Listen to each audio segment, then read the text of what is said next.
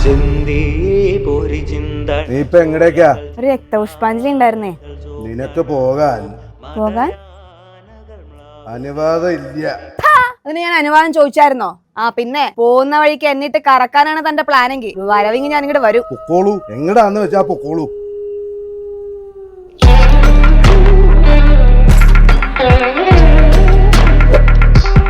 നാണുണ്ടോ തനിക്ക്? എന്തേ? പേര് പോറ്റി കഴിക്കണത് കോഴി, അകത്രത്തിലെങ്ങാനും പോയിരുന്ന് കഴിക്കുക.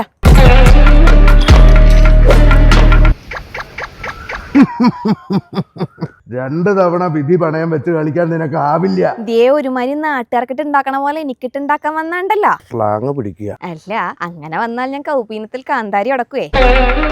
ജയിച്ചിരിക്കണു, നീ ജയിച്ചിരിക്കണു. പൊക്കോളൂ. പോണില്ലേ? ഞാൻ പോവാ. നമുക്ക് ചെറുതായി വിരസത അനുഭവപ്പെടുന്നു. ഒരു പാട്ട് പാടുക. ശരിക്കും പാടുക. പാടട്ടെ. പാടുക.